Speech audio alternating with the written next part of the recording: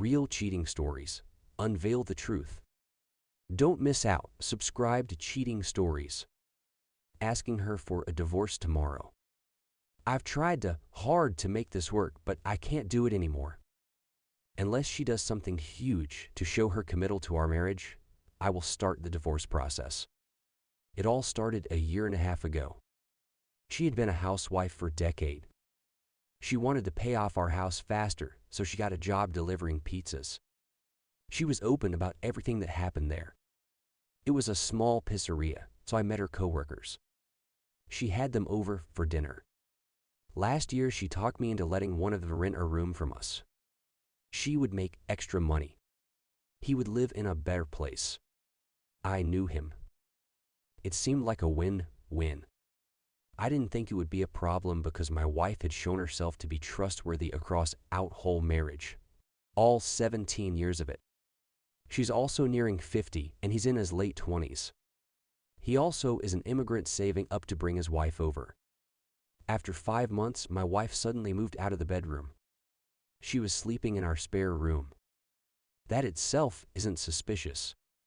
We prefer sleeping in different temperatures, and my work shifts have me sleeping at odd hours, so we've slept in different rooms before. After a few days, I came home for lunch. My wife sat me down and said we had to talk. She told me that during the morning, our daughter, 12 years old, caught them kissing in the kitchen. I asked her if she had slept with him. She said yes. I told her I loved her very much and that there's something important in our marriage if we've been together for 17 years. She agreed to go to counseling with me. He moved out immediately and we started marriage counseling. She hated it and cried hysterically after each session. The counselor seemed off and didn't seem to understand what she was doing.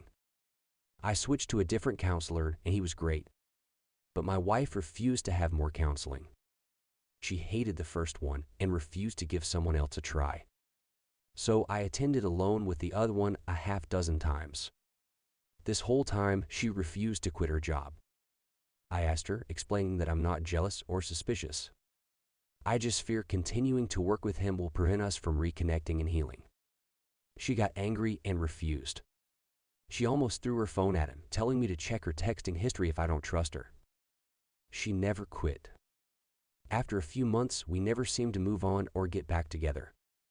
A cloud seemed to hang over us, and I lived constantly with the uncertainty of our future. With my counselor's help, I kept proposing ideas to help us heal. One was to go on a vacation with just the two of us. She refused. By November, I was thinking I might have exhausted all my options to heal. Me and my counselor agreed we couldn't do more together. I think he was hinting I should divorce. My father suggested to wait until after Christmas, so I wouldn't put a dark cloud over the holiday. While this was happening, I snooped through her dresser in the spare room where she was sleeping. I found a small stash of lingerie. It's not new, but she specifically moved it there. For the past few years, she hated wearing lingerie. I kept an eye on it, and it never moved.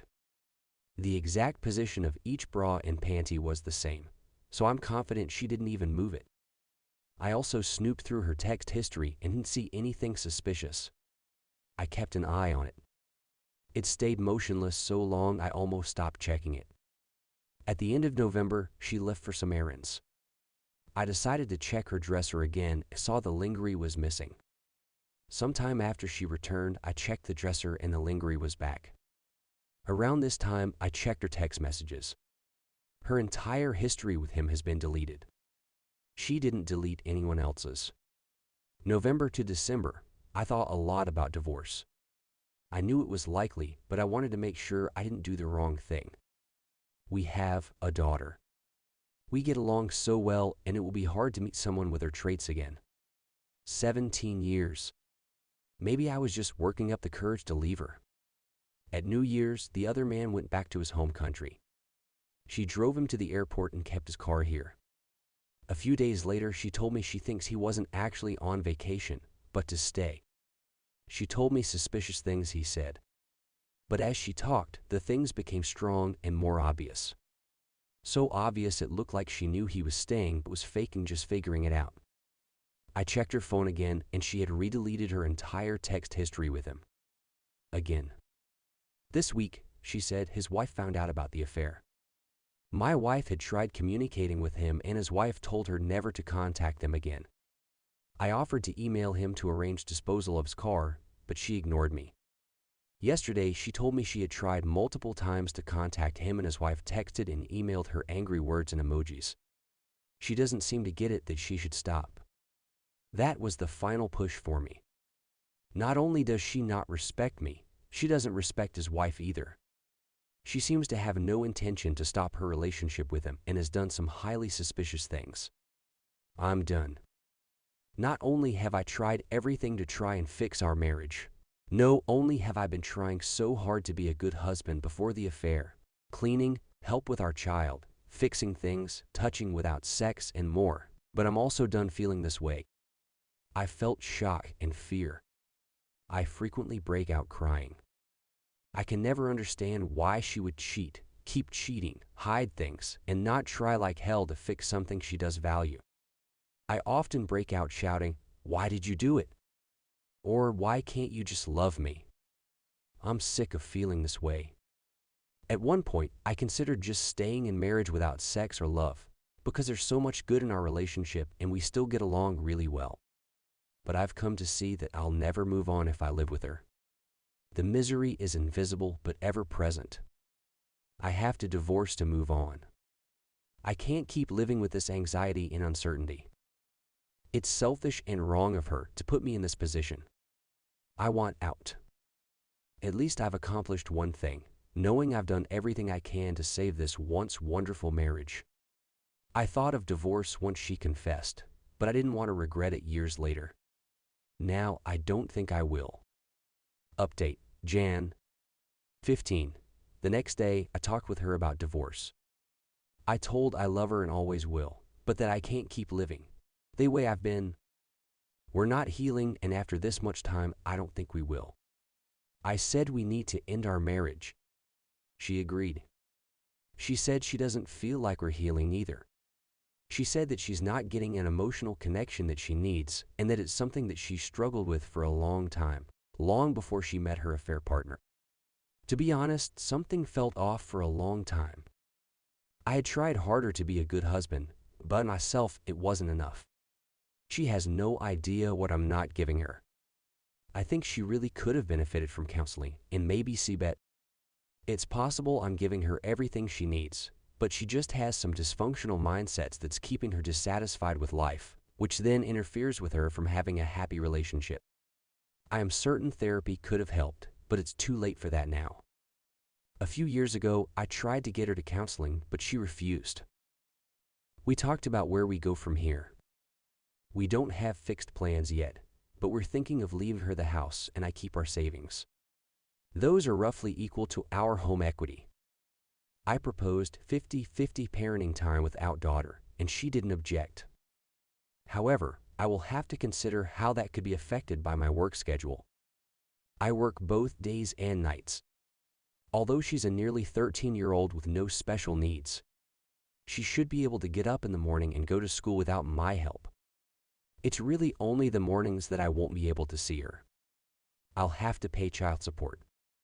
It's mandated by the government based on a formula, so we don't have any discretion. My wife says she understands she's the one who caused this, so she will not press for spousal support. That's huge. I'm grateful for that. I make good money, but child support, meaningful spousal support, would seriously hurt my livelihood. I haven't broached the subject of my pension yet, but in light of everything else, I'm optimistic. We don't have details or commitments yet, but it's only a day into our decision. We will need time to work out the details, meet a lawyer, and get the process moving. This is hard, but so much better that it's amicable. A lot of you guys have posted hate for her and pushed me to do things like surprise her with paperwork, try for full custody of our daughter, etc. You read about something awful, then get a justice boner at the thought of her getting punished. I get it. She did something terrible. But going to war isn't going to make things better.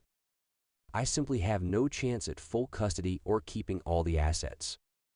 A legal battle will cost tens of thousands to only end up with a deal that's worse than what she's offering me. Then there's months to years of stress, anger, and conflict that would hurt our child above all. And the only ones who would come out better would be the lawyers. Screw lawyers. Also, I just would rather not be angry. I just feel better being at peace. With our child, we'll have to work together even after a divorce, so we might as well get along. I've seen plenty of other people constantly quarrel over their kids. They're always frustrated, miserable people. I don't want to be like that. I don't feel happy yet. I feel sad, scared, and sometimes sick to my stomach. Sometimes I second-guess this decision, but it's obviously the right one. Divorce may be analogous to ripping off a Band-Aid, but I guess it still feels bad because divorce is a process, not a single instantaneous action. I hope things get better. Edit. January 23. Some users have messaged me for another update. There's not much to add, but here it is. Since decided to split, she's been looking for new places for me. Seriously. She looks at houses for sale and shoes me good ones, as if we were moving together. She's been looking for work too. Once, she said, "What are we doing?" As if it was crazy for us to split. She asked me if I really want to do this. So I'm getting mixed signals as to whether or not she actually wants to divorce. She also restated that she will not see a therapist. She needs to. I love her still, but I can't live like this. I can reconcile or divorce, but I can't fence sit. It's been hanging over me for months.